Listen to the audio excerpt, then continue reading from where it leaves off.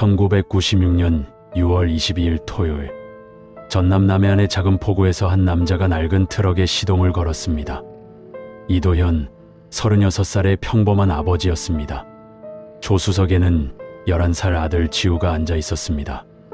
아이는 낚싯대를 품에 꼭 안은 채 창밖으로 펼쳐진 새벽 바다를 바라보고 있었습니다.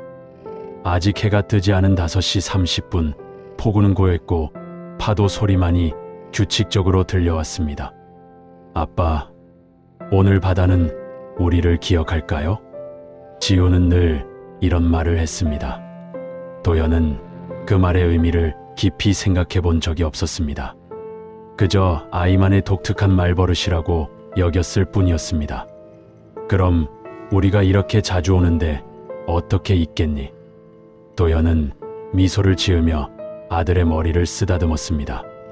트럭은 천천히 포구를 벗어나 해안도로로 향했습니다. 이야기를 시작하기 전에 잠깐만요. 구독과 좋아요는 잊혀진 이름을 기억하게 하는 작은 불빛이 됩니다. 이야기가 끝난 후 사건에 대한 여러분들의 생각을 댓글로 남겨주세요. 사라진 진실을 조용히 기록하는 곳.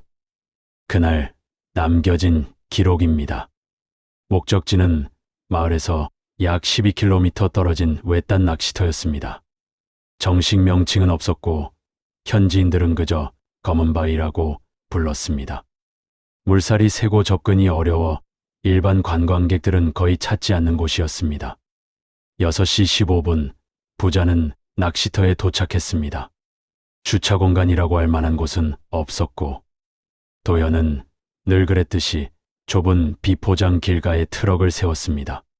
지우는 이미 일낚시 준비를 마치고 바위로 뛰어가려 했지만 도현이 붙잡았습니다. 천천히. 바위가 미끄러워. 아버지와 아들은 조심스럽게 바위를 타고 내려갔습니다. 파도가 바위에 부딪히며 하얀 포마를 만들어냈습니다. 지우는 평소처럼 바위 중턱의 평평한 곳에 자리를 잡았고 도현은 그보다 조금 높은 곳에서 아이를 지켜보며 낚시를 시작했습니다. 아침 공기는 선선했고 파도는 예상보다 잔잔했습니다. 7시 30분경 태양이 수평선 위로 완전히 모습을 드러냈습니다. 황금빛 햇살이 바다를 물들이자 지우는 환한 표정으로 낚싯대를 던졌습니다. 도현은 미끼통을 열어 갯지렁이를 꺼내며 아들의 모습을 흐뭇하게 바라봤습니다. 아빠, 오늘은 큰 거 잡을 것 같아요. 지우의 목소리에는 기대감이 가득했습니다. 도현은 고개를 끄덕이며 자신의 낚싯대도 바다로 던졌습니다. 9시 45분, 지우가 첫 번째 물고기를 낚아 올렸습니다. 비록 작았지만 지우는 마치 대어를 잡은 것처럼 기뻐했습니다. 도현과 지우는 소리 없이 웃으며 하이파이브를 했습니다. 이따 매운탕 끓여 먹자. 도현의 말에 지우는 신이 나서 고개를 끄덕였습니다.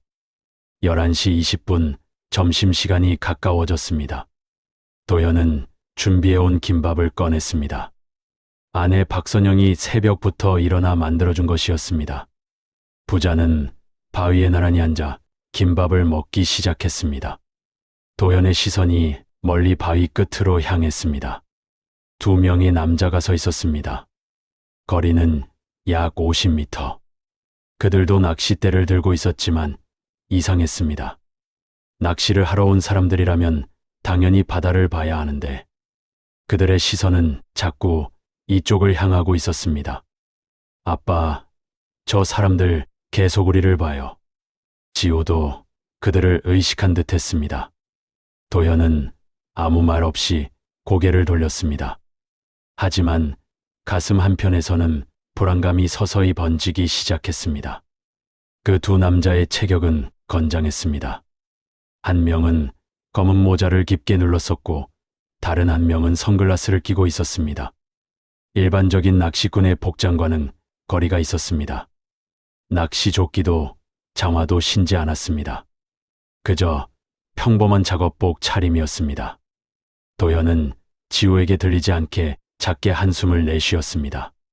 13시 10분, 두 남자가 움직이기 시작했습니다. 천천히 하지만 분명하게 이쪽으로 다가오고 있었습니다. 15시 30분, 바람이 갑자기 세지기 시작했습니다. 파도가 높아지자 도연은 철수를 결심했습니다. 지우에게 짐을 정리하라고 말하려던 순간 두 남자가 10m 앞까지 다가와 있었습니다. 실례합니다. 마을로 가는 길이 어디죠? 모자를 쓴 남자가 물었습니다. 목소리는 차분했지만 어딘가 부자연스러웠습니다. 이곳까지 왔다면 당연히 길을 알고 있어야 했습니다. 도연은 경계심을 숨기며 대답했습니다. 저 위로 올라가시면 됩니다.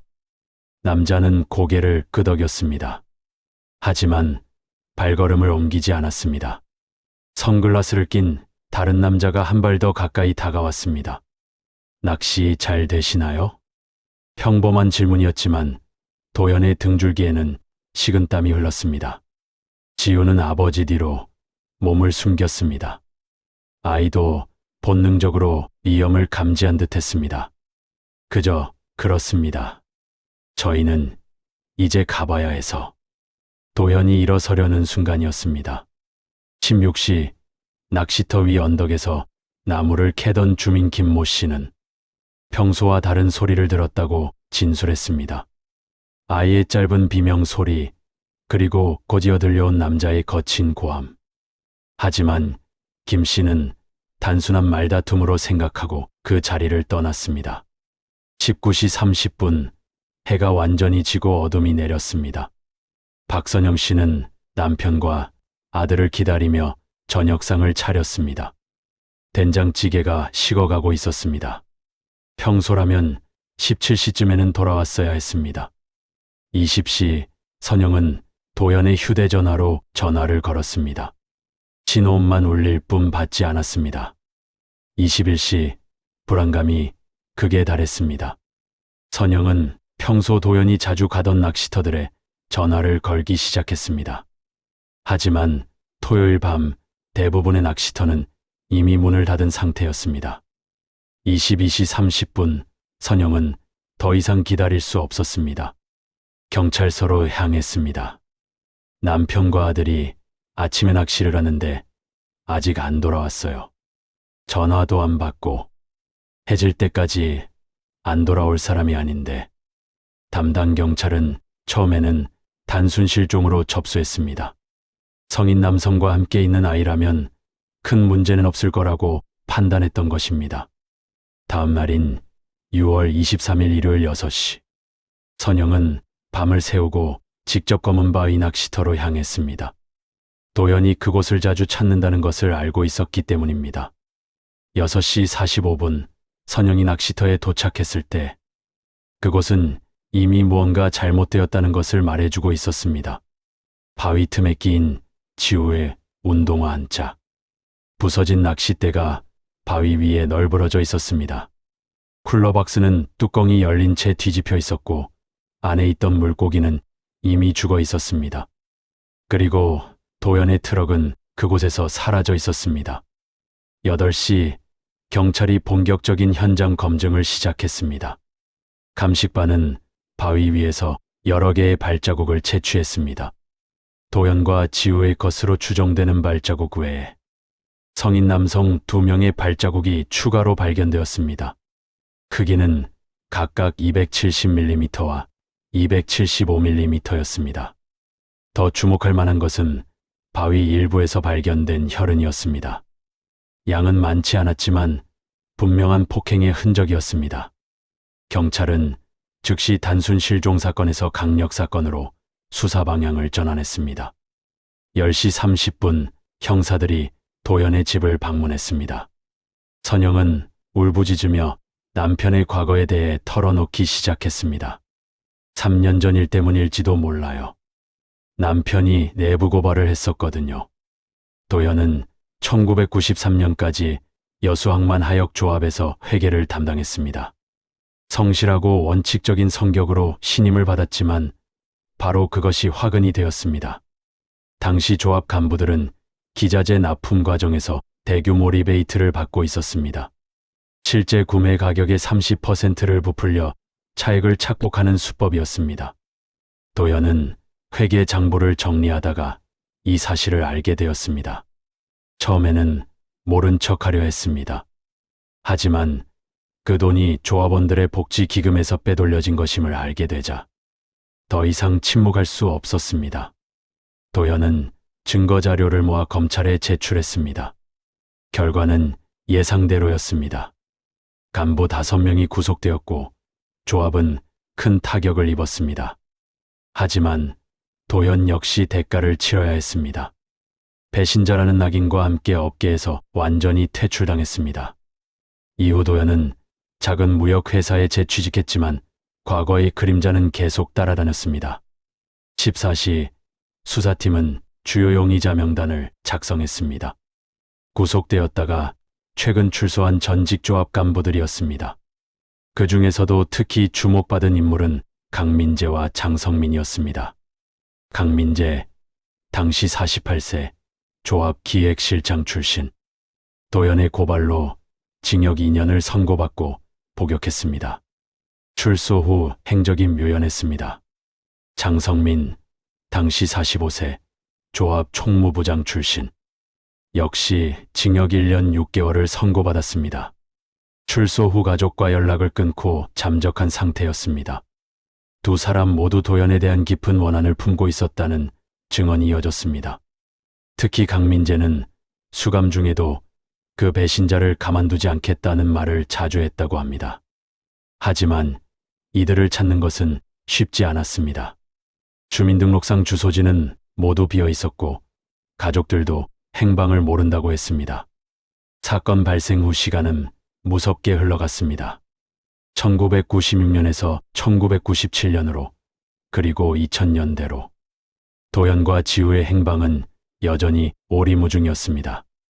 경찰은 전국에 수배령을 내렸지만 단서는 나타나지 않았습니다. 선영은 매일 같은 악몽에 시달렸습니다. 지우가 엄마, 저 여기 있어요 라고 부르는 꿈이었습니다. 하지만 아무리 찾아도 아이의 모습은 보이지 않았습니다. 2000년 선영은 실종자 가족 모임에 참여하기 시작했습니다. 비슷한 아픔을 가진 사람들과 함께하며 겨우 하루하루를 버텼습니다. 2005년 사건은 미제로 분류되었습니다. 담당 형사도 바뀌었고 수사는 사실상 중단되었습니다. 하지만 선영은 포기하지 않았습니다. 매년 6월 22일이면 검은바위 낚시터를 찾았습니다. 혹시라도 남편과 아들의 흔적을 발견할 수 있을까 하는 희망에서였습니다. 2010년 선영은 사설 탐정을 고용했습니다. 강민재와 장성민의 행방을 찾기 위해서였습니다. 탐정은 두 사람이 사건 직후 동남아시아로 출국했다는 정황을 포착했습니다. 하지만 그 이상의 추적은 불가능했습니다. 사설 탐정이 확보한 정보는 비공식 루트였고 선영이 혼자서는 공식 수사로 이어가기가 어려웠습니다. 그리고 2012년 8월 15일 태풍이 한반도를 강타했습니다. 시속 180km의 강풍과 함께 폭우가 쏟아졌습니다. 남해안 일대는 큰 피해를 입었습니다. 8월 17일 태풍이 지나간 이틀 뒤였습니다. 검은바위 낚시터 인근에 사는 어민 박모 씨가 조업을 위해 바다로 나갔습니다. 그리고 바위 틈에 끼인 형광주황색 부표 하나를 발견했습니다. 처음엔 그냥 쓰레기인 줄 알았어요. 그런데 자세히 보니 뭔가 들어있더라고요. 부표는 오래되어 변색되었지만 꽤 튼튼한 제품이었습니다. 박 씨가 부표를 열어보니 안에는 여러 겹의 방수 테이프로 감싼 비닐 봉지가 있었습니다. 그리고 그 안에는 접힌 종이 한 장이 들어 있었습니다. 종이는 습기로 인해 누렇게 변색되어 있었고 글씨는 대부분 번져서 알아볼 수 없었습니다. 하지만 몇 개의 단어는 겨우 식별이 가능했습니다. 강민재, 장성민, 그들을, 지우는 제가. 문장은 거기서 끝이었습니다. 종이 가장자리에는 검붉은 얼룩이 남아 있었습니다. 2012년 8월 20일 국립과학수사연구원에서 감정 결과가 나왔습니다. 필적 감정 결과 종이에 쓰인 글씨는 이도연의 것이 확실했습니다. 선영이 보관하고 있던 도연의 일기장과 대조한 결과 99.8%의 일치율을 보였습니다. 더 충격적인 것은 혈흔 분석 결과였습니다. 종이 가장자리의 혈흔에서 추출한 DNA는 도연의 것과 완벽하게 일치했습니다. 16년 만에 발견된 첫 번째 직접적인 증거였습니다. 경찰은 즉시 재수사에 착수했습니다. 부표가 발견된 지점을 중심으로 해류 분석을 실시했고, 메시지가 작성된 시점과 장소를 역추적하기 시작했습니다. 해양 전문가의 분석에 따르면 부표는 최소 10년 이상 바다를 떠돌았을 가능성이 높았습니다. 태풍으로 인한 강한 해류가 아니었다면 영원히 발견되지 않았을 것입니다. 메시지의 내용도 다시 분석되었습니다. 지우는 제가 아는 미완성 문장은 도연이 마지막 순간까지 아들을 보호하려 했음을 암시했습니다. 9월 5일 국제영사경찰기구를 통해 추적이 시작되었습니다. 강민재와 장성민은 가명을 사용해 필리핀에 체류하고 있었습니다. 두 사람은 현지에서 작은 무역업을 하며 조용히 살고 있었습니다. 하지만 도연의 메시지가 발견되었다는 소식이 전해지자 그들의 움직임이 달라졌습니다. 장성민이 먼저 흔들렸습니다. 그는 갑자기 음주량이 늘었고 밤마다 악몽에 시달린다고 했습니다. 주변 사람들은 그가 자주 미안하다는 말을 중얼거렸다고 증언했습니다. 10월 12일 필리핀 경찰과 한국 경찰의 공조 수사로 두 사람이 체포되었습니다. 강민재는 끝까지 부인했습니다. 자신은 도연과 아무 관련이 없다고 주장했습니다. 하지만 장성민은 달랐습니다. 그는 체포되는 순간부터 무언가에 홀린 듯한 표정이었습니다. 한국으로 송환된 후 장성민은 경찰 조사실에서 특이한 반응을 보였습니다. 조사실에서 재생된 파도 소리 녹음 파일에 극도로 예민하게 반응했습니다. 얼굴이 창백해졌고 손이 떨리기 시작했습니다. 그리고 아이의 웃음소리가 담긴 참고 자료가 재생되자 그는 고개를 들지 못했습니다. 11월 20일 장성민이 입을 열었습니다. 처음엔 정말 화풀이 정도였습니다. 떨리는 목소리로 그는 16년 전 그날의 기억을 되살리기 시작했습니다. 장성민의 진술에 따르면 모든 것은 강민재의 계획이었습니다. 출소 후 강민재는 복수심에 불타고 있었습니다. 감옥에서 보낸 2년은 그의 인생을 완전히 망가뜨렸습니다. 가족은 뿔뿔이 흩어졌고 재산은 모두 날렸습니다. 그 모든 것이 도연 때문이라고 믿었습니다. 강민재는 몇 달 동안 도연의 동선을 파악했습니다. 주말마다 아들과 함께 낚시를 간다는 것, 특히 검은 바위 낚시터를 자주 찾는다는 것을 알아냈습니다. 1996년 6월 22일 그들은 도연을 겁주고 협박할 계획이었습니다. 절대 아이를 해칠 생각은 없었다고 장성민은 주장했습니다. 우리가 다가가자 도연이 먼저 알아봤습니다. 눈빛이 공포로 가득했죠. 강민재가 도연의 멱살을 잡았습니다. 그리고 3년 전 일로 자신이 얼마나 고통받았는지 쏟아내기 시작했습니다. 도연은 사과했지만 강민재의 분노는 가라앉지 않았습니다. 그때 지우가 아버지를 돕기 위해 뛰어들었습니다. 작은 주먹으로 강민재를 때리며 소리쳤습니다. 우리 아빠 놔주세요. 순간 강민재가 아이를 밀쳤고 지우는 바위에 머리를 부딪혔습니다. 의식을 잃은 것은 아니었지만 이마에서 피가 흘렀습니다. 그 모습을 본 도연이 격렬하게 저항했습니다. 하지만 2대1의 싸움에서 승산은 없었습니다. 도연은 여러 차례 폭행을 당했고 결국 의식을 잃었습니다. 그때서야 우리도 겁이 났습니다. 일이 너무 커진 거죠. 장성민과 강민재는 당황했습니다. 의식을 잃은 도연과 울고 있는 지우를 데리고 그 자리를 빠져나가기로 했습니다. 도연의 트럭에 두 사람을 태우고 낚시터를 떠났습니다. 어디로 가야 할지 몰랐습니다. 일단 인적이 드문 산길로 들어섰습니다. 그리고 폐가 하나를 발견했습니다. 그곳에서 도연이 깨어났습니다. 하지만 상태가 좋지 않았습니다. 머리를 심하게 다쳤는지 제대로 서 있지도 못했습니다. 지우는 아버지 옆에서 계속 울고 있었습니다. 도연은 트럭에 가지고 다니던 부표를 하나 챙겨 메시지를 쓰기 시작했습니다. 손이 떨려 글씨를 제대로 쓸 수 없었습니다. 피가 종이에 묻었습니다. 그는 부표를 지우에게 주며 말했다고 합니다. 이걸 받아해. 하지만 메시지는 완성되지 못했습니다. 도연은 다시 의식을 잃었고 다시는 깨어나지 못했습니다. 그 부표는 누가 찾을 수 없을 거라고 생각했고 죄책감 속 마지막 부탁을 들어준다는 생각으로 장성민이 바다에 버렸다고 했습니다. 강민재는 시신을 처리하기로 결정했습니다. 깊은 산속에 묻었습니다. 정확한 위치는 장성민도 기억하지 못했습니다. 어둠 속에서 무작정 땅을 팠기 때문입니다. 지우는 어떻게 되었을까요? 아이는 우리와 함께 있었습니다. 장성민의 목소리가 더욱 떨렸습니다.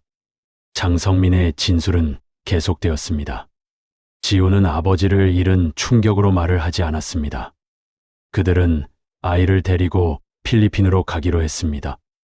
한국에 두고 갈 수도 없고 그렇다고 돌려보낼 수도 없는 상황이었습니다. 가짜 여권을 만들어 출국했습니다.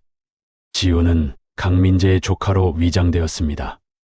필리핀에 도착한 후 그들은 마닐라 외곽의 작은 마을에 정착했습니다. 처음 몇 달 동안 지우는 아무것도 먹지 않았습니다. 물만 겨우 마실 뿐이었습니다. 장성민은 아이가 죽을까봐 두려웠다고 했습니다. 저는 매일 아이에게 사과했습니다. 하지만 아이는 저를 보지도 않았어요. 1997년 초 지우가 열병을 앓았습니다. 현지 병원에서는 원인을 찾지 못했습니다. 고열이 일주일 넘게 계속되었습니다. 그리고 어느 날 아침 지우는 더 이상 일어나지 않았습니다. 우리는 아이를 현지 공동묘지에 묻었습니다. 이름도 없이. 장성민은 그 후로 단 하루도 편하게 잠들지 못했다고 했습니다. 매일 밤 지우의 목소리가 들렸고 도연의 눈빛이 떠올랐습니다. 2013년 1월 재판이 시작되었습니다. 검찰은 강민재에게 살인죄와 유기치사죄로 무기징역을 구형했습니다. 장성민에게는 징역 25년을 구형했습니다. 강민재는 여전히 모든 것을 부인했습니다. 장성민의 진술은 거짓이며 자신은 그날 낚시터에 간 적이 없다고 주장했습니다. 하지만 증거는 명백했습니다. 부표에서 발견된 도연의 메시지, 혈흔 DNA, 그리고 무엇보다 장성민의 구체적인 진술이 있었습니다. 3월 15일 선고가 내려졌습니다. 강민재는 무기징역, 장성민은 징역 24년을 선고받았습니다. 선영은 법정에서 오열했습니다. 16년 만에 남편과 아들의 마지막을 알게 되었지만 그것은 너무나 잔인한 진실이었습니다. 판결이 끝난 다음 날 선영은 다시 검은 바위 낚시터를 찾았습니다. 3월의 바다는 차가웠습니다. 파도가 바위를 때릴 때마다 하얀 포말이 일었습니다. 멀리서 부표 하나가 파도에 흔들리고 있었습니다. 도연이 마지막 힘을 다해 쓴 메시지는 16년 만에 발견되었습니다. 비록 문장은 완성되지 못했지만 그것은 진실을 향한 마지막 외침이었습니다. 미완의 문장은 아버지가 마지막 순간까지 아들을 지키려 했다는 증거였습니다. 검은 바위 낚시터는 지금도 그 자리에 있습니다. 위험하다는 경고 표지판이 세워졌지만 여전히 낚시꾼들이 찾아옵니다. 대부분은 그곳에서 있었던 비극을 알지 못합니다. 하지만 매년 6월 22일이면 누군가 국화 두 송이를 바위 위에 놓고 갑니다. 하나는 도연을 위해, 하나는 지우를 위해. 파도는 여전히 바위를 때립니다. 부표는 멀리서 흔들립니다. 그리고 바다는 모든 것을 기억합니다. 이 사건이 우리에게 남긴 것은 무엇일까요? 완벽하게 숨겨진 진실은 없다는 것입니다. 시간이 아무리 흘러도 진실은 어떤 형태로든 모습을 드러냅니다. 때로는 태풍이 몰고 온 부표처럼 예상치 못한 순간에 나타납니다. 도연은 평범한 회계 담당자였습니다. 하지만 그는 양심을 지켰고 그 대가를 치렀습니다. 비록 비극적인 결말을 맞았지만 그의 용기는 기억되어야 합니다. 지우는 11살의 짧은 생을 살았습니다. 아버지를 지키려다 화를 입었고 이름 없는 땅에 묻혔습니다. 하지만 그의 마지막 말은 이제 영원히 기억될 것입니다. 오늘 바다는 우리를 기억할까요? 바다는 기억합니다. 그리고 우리도 기억해야 합니다. 정의를 위해 목소리를 낸 사람들, 그리고 진실을 찾기 위해 16년을 기다린 사람들을. 이 이야기는 실제 사건에서 영감을 받아 재구성한 창작 콘텐츠입니다. 실존 인물 및 단체와는 무관하며 실종 피해자 및 가족분들께 깊은 존경과 위로의 마음을 전합니다. 시간은 흘러가지만 기록은 사라지지 않습니다. 그날 남겨진 기록은 오늘도 한 사람의 이야기를 남기고 잊힌 이야기를 다시 세상에 전하겠습니다. 여러분의 구독과 좋아요는 그 기억이 이어지게 하는 힘이 됩니다. 시청해 주셔서 감사합니다.